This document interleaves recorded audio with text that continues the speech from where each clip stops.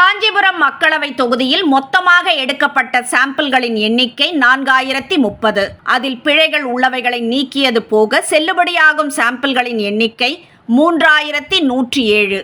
இதில் 2704 பேர் இந்துக்கள், 231 பேர் கிறிஸ்தவர்கள், 166 பேர் இஸ்லாமியர்கள். மொத்தம் 1567 ஆண்களிடமும் 1535 பெண்களிடமும் 6 மூன்றாம் பாலினத்தவர்களிடமும் சர்வே எடுக்கப்பட்டுள்ளது.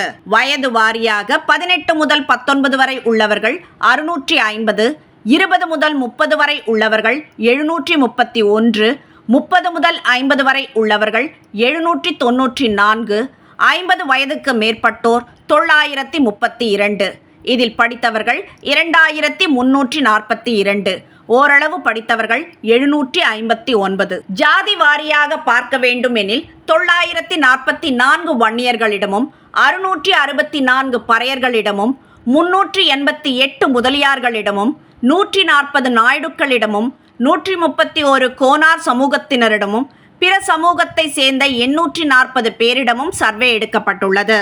இதில் திமுகவை சார்ந்தவர்கள் என 753 பேரும், காங்கிரஸை சார்ந்தவர்கள் என 339 பேரும், அதிமுகவை சார்ந்தவர்கள் என 722 பேரும், பாஜகவை சார்ந்தவர்கள் என 109 பேரும், அமமுகவை சார்ந்தவர்கள் என 144 பேரும், நாம் தமிழர் கட்சியை சார்ந்தவர்கள் என 193 பேரும், ஓபிஎஸ் ஆதரவாளர்கள் என சொல்லப்படக்கூடியவர்கள் 90 பேரும், பிற கட்சிகள் அல்லது எந்த கட்சியையும் சாராதவர்கள் என 757 பேரும் கருத்துக்களை தெரிவித்துள்ளனர்.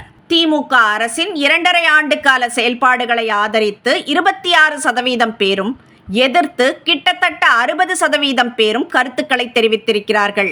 அதேபோல பாஜக அரசின் செயல்பாடுகளை ஆதரித்து 30% பேரும், எதிர்த்து 59% பேரும் தங்கள் கருத்துக்களை பதிவு செய்திருக்கிறார்கள்.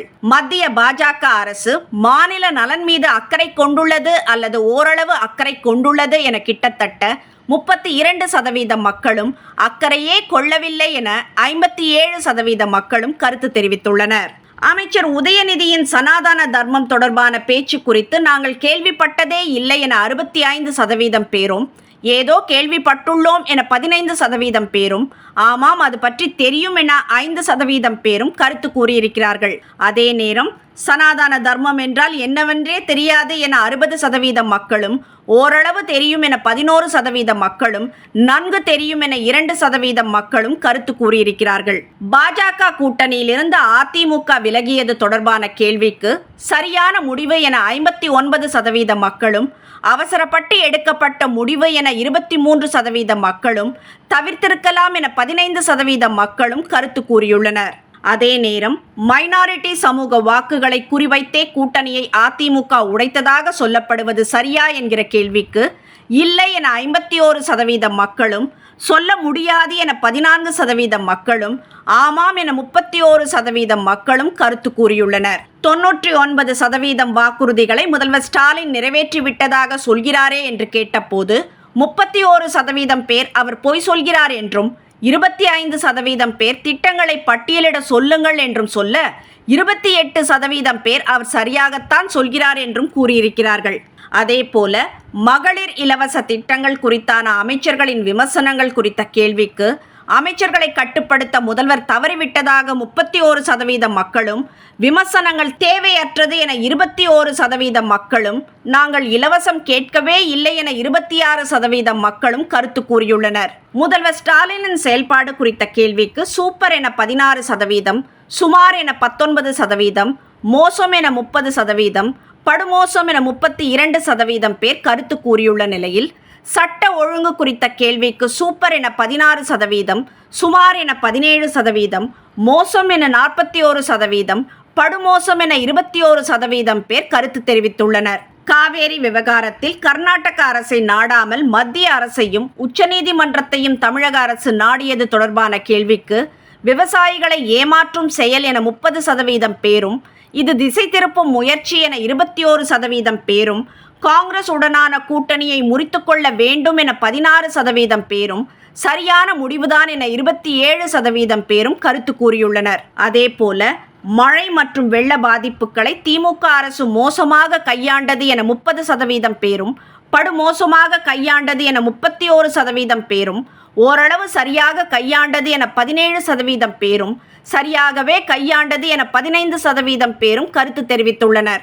2019 மக்களவைத் தேர்தலில் யாருக்கு வாக்களித்தீர்கள் என கேட்டபோது 57% திமுக கூட்டணிக்கும், 31% அதிமுக கூட்டணிக்கும், 9% நாம் தமிழருக்கும், 4% மற்றவர்களுக்கும், 6% கருத்து தெரிவிக்க விரும்பவில்லை என்றும் தெரிவித்துள்ளனர். தொகுதி எம்பியின் செயல்பாடு குறித்த கேள்விக்கு மோசமாக செயல்பட்டார் என 30% பேரும், படுமோசமாக செயல்பட்டார் என 30% பேரும், சிறப்பாக செயல்பட்டார் என 15% பேரும், சுமாராக செயல்பட்டார் என 16% பேரும் கருத்து தெரிவித்துள்ளனர். கடந்த 10 ஆண்டுகளில் உங்களின் பொருளாதாரம் முன்னேற்றம் அடைந்திருக்கிறதா என்கிற கேள்விக்கு இல்லை என 68% பேரும், ஓரளவு என 15% பேரும், முன்னேற்றம் கண்டுள்ளது என 13% பேரும் கருத்து தெரிவித்துள்ளனர். காங்கிரஸ் சிறந்த எதிர்க்கட்சியாக செயல்பட்டதா என கேட்டபோது இல்லை என 50% பேரும், சரியாகவே செயல்பட்டது என 42% பேரும் கூறியுள்ளனர். தமிழகத்தில் 2024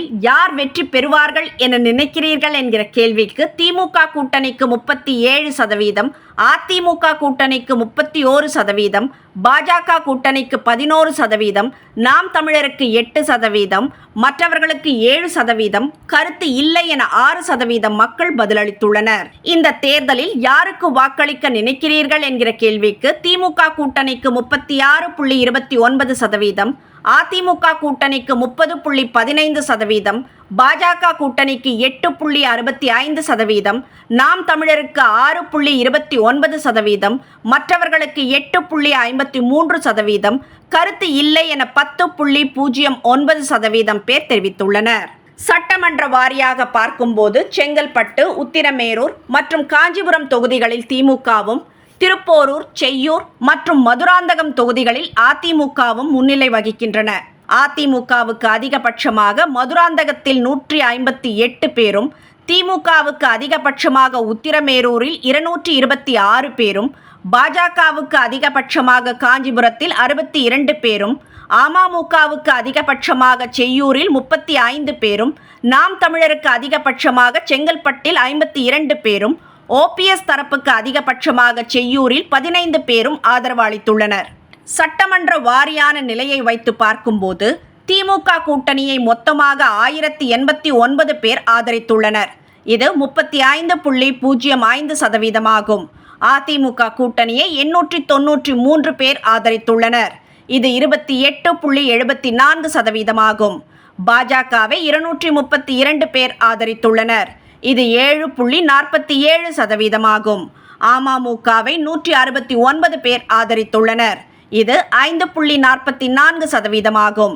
நாம் தமிழரை 234 பேர் ஆதரித்துள்ளனர். இது 7.53% ஆகும். OPS தரப்பை 55 பேர் ஆதரித்துள்ளனர். இது 1.77% ஆகும். மற்றவர்கள் அல்லது கருத்து இல்லை என சொல்பவர்கள் 435 பேர். அவர்களின் சதவீதம் 14. பாஜக கூட்டணியில் அமமுகவும் OPS தரப்பும் இணைந்தால் திமுக கூட்டணியை 36.02% பேர் ஆதரிக்கிறார்கள்.